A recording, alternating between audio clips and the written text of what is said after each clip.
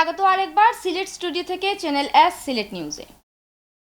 প্রাথমিক বিদ্যালয়ে লেখাপড়ার পাশাপাশি শিশুদের প্রকৃত মানুষ হিসেবে তৈরি করবে। 2017 সালের মধ্যে প্রাথমিক বিদ্যালয়গুলোতে শিক্ষক সংকট থাকবে না, আর 2018 সালের জানুয়ারির মধ্যে থাকবে না কোনো জরাজীর্ণ ভবন।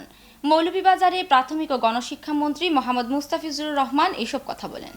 মৌলভীবাজার সরকারি উচ্চ বিদ্যালয় মাঠে শেখ বুরহানুদ্দিন রহমতুল্লাহি আলাইহি ইসলামিক সোসাইটির উদ্যোগে মেধা যাচাই প্রতিযোগিতার ফলাফল ও পুরস্কার বিতরণ অনুষ্ঠানে প্রধান অতিথি হিসেবে উপস্থিত থেকে মেধাবী শিক্ষার্থীদের হাতে পুরস্কার তুলে দেন প্রাথমিক ও গণশিক্ষা মন্ত্রী। সংগঠনের চেয়ারম্যান এম মুহিবুর রহমানের সভাপতিত্বে অনুষ্ঠানে আরও বক্তব্য রাখেন জেলা প্রশাসক মোহাম্মদ তুফাইল ইসলাম, পুলিশ সুপার মোহাম্মদ শাহ জালাল, পৌর মেয়র ফজলুর রহমান। মেধা যাচাই প্রতিযোগিতায় জেলার বিভিন্ন বিদ্যালয়ের তৃতীয় শ্রেণী থেকে দশম শ্রেণীর 104 জন শিক্ষার্থীদের পুরস্কার বিতরণ করা হয়েছে। 17 সালের পর কোনো শিক্ষক সংকট আর থাকবে না। এবছরেই ডিসেম্বরের মধ্যে আমি এটি ইনশাআল্লাহ ফিনিশ করে ফেলব। জরাজীর্ণ ভবন, এটাও 18 সালের জানুয়ারিতে যেন না থাকে একটাও, সেটার জন্য আমরা দেখছি। অবৈধ দখলে দূষণে বিপন্ন হয়ে পড়েছে সিলেটের বিশ্বনাথ উপজেলার বাসিয়া নদী। উপজেলা সদরের মধ্য দিয়ে বয়ে যাওয়া এক সময়কার খরস্রোতা নদী হারিয়েছে নাব্যতা। পানির বদলে নদীর বুক ভর্তি ময়লা আবর্জনার স্তূপে। স্থানীয়রা বলছেন, প্রভাবশালীদের দৌরাত্মে কমপক্ষে 300 একর জমি হারিয়েছে নদীটি। প্রশাসনের দাবি, নদীটি রক্ষা করতে অন্তত 1.5 শতাধিক অবৈধ স্থাপনা চিহ্নিত করেছেন তারা। বিশ্বনাথ ঘুরে এসে আমাদের বিশ্বনাথ প্রতিনিধি জাহাঙ্গীর আলম খায়েরকে সাথে নিয়ে আরও জানাচ্ছেন বেলাল আহমেদ। ক্যামেরায় ছিলেন রুহিন আহমেদ। নদী এক গভীর ব্যঞ্জনা নিয়ে ছড়িয়ে আছে মানুষের জীবনে। সুখ দুঃখ হাসি কান্নার এক অমর গাথা বুকে নিয়ে নদ নদী নিরন্তর ছুটে যায় উৎস থেকে মোহনার দিকে। বিশ্বনাথের বুক চিরে বয়ে চলা বাসিয়া নদীও একসময় ছিল খরস্রোতা। সুরমা নদীর কাটাগাঙ্গের মাসুকগঞ্জ থেকে নদীটি উৎপত্তি হয়ে জগন্নাথপুর উপজেলার স্বাধীন বাজারের কুশিয়ারা নদীতে গিয়ে মিলিত হওয়ার আগে বিশ্বনাথ উপজেলায় 40 কিলোমিটার নদীপথ রয়েছে বাসিয়ার। অবৈধ দখল দূষণে আজ বিপন্ন হয়ে পড়েছে নদীটি। আবর্জনার স্তূপ বুকে নিয়ে দাঁড়িয়ে থাকা নদীটি আজ কেবলই স্মৃতি। আমরা যখন ছোটোবেলায় প্রাইমারি স্কুলে আসতাম তখন এখানে নৌকা দিয়ে পারাপারের ব্যবস্থা ছিল এবং নদীটা খুব উত্তাপ ছিল। অগ্রহায়ণ মাস, পৌষ মাস, মাঘ মাস মাছ মারা হইতো। নৌকা তো বিরাট নৌকায় চলতো।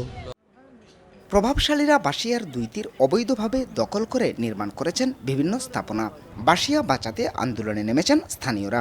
তাদের মতে ইতোমধ্যে 300 একরেরও বেশি জমি হারিয়েছে নদীটি। 500 মিটারের মধ্যে 60টি দাগ আছে, যে দাগের মধ্যে 2টি দাগ উদাও, তার তহসিল অফিসও নাই। 5টি দাগে আছে, এই 2টি দাগে প্রায় 300 একর নদী কিন্তু উদাও হয়ে গেছে। এখনই খনন ও উদ্ধার করা না গেলে ভয়ঙ্কর প্রাকৃতিক দুর্যোগের আশঙ্কা করছেন পরিবেশ প্রেমীরা। বিশ্বনাথবাসীর জন্য একটা অশনি সংকেত। নদীটাকে ভরাট করে এখানে যে ভবনগুলো গড়ে উঠছে সেটা ভূমিকম্পের একটা ঝুঁকি থেকেই যাচ্ছে। এখানে আমরা প্রাণহানির আশঙ্কাকে একেবারে উড়িয়ে দিতে পারি না। তবে প্রশাসন বলছে শিগগিরই উদ্ধার করা হবে নদীটি, শুরু করা হবে খনন কাজও। বাসিয়া নদীর 2 পারে যে অবৈধ যারা রয়েছেন সবার কম্প্রিহেন্সিভ একটি তালিকা করা হয়েছে। একই সাথে স্কেচ ম্যাপ করা হয়েছে সার্ভেয়ার কর্তৃক, কোন জায়গাটুক লালকালিতে চিহ্নিত করা হয়েছে। প্রস্থ হারাতে হারাতে মুমূর্ষ বাসিয়া বেঁচে থাকার প্রবল ইচ্ছায় বয়ে চলছে ধুকে ধুকে। একসময়ের স্রোতস্বিনী নদী বাসিয়া দখলে আর দূষণে হারিয়েছে রূপ যৌবন। 180 ফুটের নদীটি কোথাও কোথাও দাঁড়িয়েছে 6 ফুট 7 ফুটে। সরকারের সংশ্লিষ্ট মহল দ্রুত নদী উদ্ধারে কোনো কার্যক্রম গ্রহণ না করলে অচিরেই বিলীন হয়ে যেতে পারে নদীটি, এমনটাই মনে করছেন সচেতন মহল। Belal Ahmed, channel S news, Biswanath, Sylhet. শিক্ষার গুণগত মান বৃদ্ধি করতে শিক্ষকদের পাশাপাশি অভিভাবকদের সচেতন হতে হবে। প্রবাসীদের পাশাপাশি দেশের শিক্ষার উন্নয়নে বিত্তবানদের এগিয়ে আসতে হবে। প্রবাসীরা দেশের উন্নয়নে অংশীদার, তাদের যথাযথ মর্যাদা দিলে দেশের উন্নয়ন আরও ত্বরান্বিত হবে। তেতলি ইউনিয়নের বদিকুনাস্থ প্রগতি উচ্চ বিদ্যালয় ম্যানেজিং কমিটির উদ্যোগে প্রবাসীদের সংবর্ধনা প্রদান অনুষ্ঠানে বক্তারা এসব কথা বলেন। বিদ্যালয়ের ম্যানেজিং কমিটির সভাপতি আলহাজ সিরাজুল ইসলামের সভাপতিত্বে ও সহকারী প্রধান শিক্ষক গোলাম মোস্তফার পরিচালনায় সংবর্ধনা অনুষ্ঠানে সংবর্ধিত অতিথির বক্তব্য রাখেন যুক্তরাজ্য প্রবাসী কমিউনিটি নেতা ও দক্ষিণ সুরমা সমাজকল্যাণ সমিতির যুক্তরাজ্য শাখার সভাপতি হুসেন আহমদ, প্রবাসী কমিউনিটি নেতা মোহাম্মদ আব্দুল বারী ও যুক্তরাজ্য আওয়ামী লীগের ত্রাণ ও সমাজকল্যাণ বিষয়ক সম্পাদক হাবিবুর রহমান হাবিব। বিশেষ অতিথির বক্তব্য রাখেন বিদ্যালয়ের প্রতিষ্ঠাতা সভাপতি আলহাজ শাহ আলম, বিদ্যালয়ের দাতা সদস্য আফতাব আলী, শিক্ষানুরাগী সদস্য ইকবাল হোসেন আফাজ। স্বাগত বক্তব্য রাখেন শিক্ষক মৃদুল বরণ আচার্য।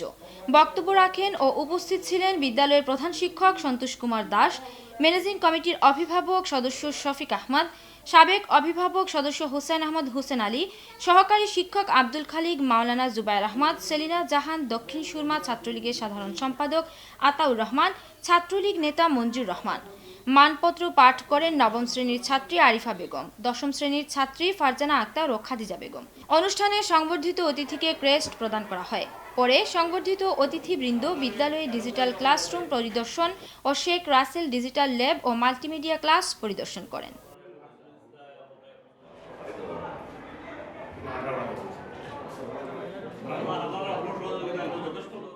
এসো মিলি প্রাণী প্রাণী এই স্লোগানকে সামনে রেখে ছাতকের ঐতিহ্যবাহী বিদ্যাপীঠ ঝিগলি উচ্চ বিদ্যালয় ও কলেজের 50 বছর পূর্তি সুবর্ণ জয়ন্তী ও প্রাক্তন ছাত্রছাত্রীদের পুনর্মিলনী উৎসব 2018 উদযাপনের লক্ষ্যে আনুষ্ঠানিকভাবে নিবন্ধন কার্যক্রমের শুভ উদ্বোধন ও আলোচনা সভা অনুষ্ঠিত হয়েছে। বৃহস্পতিবার সুবর্ণ জয়ন্তী উদযাপন কমিটির উদ্যোগে এই অনুষ্ঠানের আয়োজন করা হয়। নিবন্ধন উদ্বোধন উপলক্ষে বিদ্যালয় থেকে এক বর্ণাঢ্য র্যালি বের করা হয়। পরে বিদ্যালয় প্রাঙ্গণে সুবর্ণ জয়ন্তী উদযাপন কমিটির আহ্বায়ক প্রাক্তন ছাত্র ও শিক্ষক ফজলুল হকের সভাপতিত্বে ও প্রাক্তন ছাত্র ইমামুল হক রানার পরিচালনায় অনুষ্ঠানে প্রধান অতিথি হিসেবে বক্তব্য রাখেন ছাতক উপজেলা পরিষদের চেয়ারম্যান অলিউর রহমান চৌধুরী বকুল। বিশেষ অতিথি হিসেবে বক্তব্য রাখেন আনম ওহিদ কনামিয়া, যুক্তরাজ্য প্রবাসী সানাউর আলী, আলহাজ আজিজুর রহমান, অধ্যক্ষ সিরাজুল ইসলাম, প্রাক্তন ছাত্র অ্যাডভোকেট শাহাবুদ্দিন, সহকারী অধ্যাপক ফয়জুর রহমান, মাস্টার আব্দুল মুকিদ, লোকমান মিয়া ও প্রাক্তন ছাত্রী ফাতেমা বেগম। 2018 সালের জানুয়ারিতে অনুষ্ঠানকে সামনে রেখে আগামী 31 জুলাই 2017 এর মধ্যে দেশ বিদেশে বসবাসরত বিদ্যালয়ের প্রাক্তন ছাত্রছাত্রীদের নিবন্ধিত হওয়ার জন্য উদযাপন কমিটির পক্ষ থেকে উদাত্ত আহ্বান জানান বিদ্যালয়ের প্রাক্তন ছাত্র ও সুবর্ণ জয়ন্তী উদযাপন কমিটির আহ্বায়ক ফজলুল হক ও প্রাক্তন ছাত্রী ফাতেমা বেগমের নিবন্ধনের মধ্য দিয়ে নিবন্ধন কার্যক্রমের আনুষ্ঠানিক শুভ উদ্বোধন করা হয়। আমি সাবেক ছাত্রছাত্রী দেশ বিদেশে অবস্থানরত সবাইকে নিবন্ধিত হওয়ার জন্য উদাত্ত আহ্বান জানাচ্ছি। হবিগঞ্জে বাহুবল উপজেলার সুয়াইয়া গুলজারে মদিনা সুন্নি কমপ্লেক্সে অনুষ্ঠিত হয়েছে দস্তারবন্দি সুন্নি মহাসম্মেলন। এই মহাসম্মেলন অনুষ্ঠিত হয় গাউছিয়া জালালিয়া মুফতি নুর উদ্দিন জঙ্গি দারসে সুন্নির মাদ্রাসা ও সুন্নি একাডেমি কমপ্লেক্সে। 13তম বার্ষিক অধিবেশনে সভাপতিত্ব করেন সুয়াইয়া গুলজারে মদিনা ও সুন্নি একাডেমি কমপ্লেক্সের প্রতিষ্ঠাতা হবিগঞ্জ আহলে সুন্নাত ওয়াল জামাত ঐক্য পরিষদের আহ্বায়ক এটিএম নুর উদ্দিন।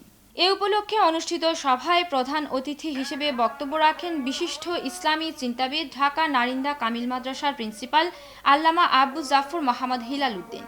আরও বক্তব্য রাখেন মুফতি আশরাফুল ওয়াদুদ, মুফতি তাফাজ্জুল হোসেন হানাফি, মুফতি শেখ নজরুল ইসলাম সিদ্দিকী, মাওলানা মুবাশশির উদ্দিন আহমদ, মাওলানা রফিকুল ইসলাম ফারুকি ও মাওলানা সৈয়দ জুনাইদ আহমদ। এটিএম নূর উদ্দিন তার বক্তব্যে বলেন, ইসলামের শান্তির বার্তা বিশ্বময় ছড়িয়ে দিতে মহানবী হজরত মুহাম্মদ সাল্লাল্লাহু আলাইহি ওয়াসাল্লামের প্রদর্শিত পথে সকলকে এগিয়ে আসতে হবে। নবীপ্রেমী উজ্জীবিত হয়ে সকলকে দুনিয়া ও আখিরাতের মঙ্গল কামনা করতে হবে।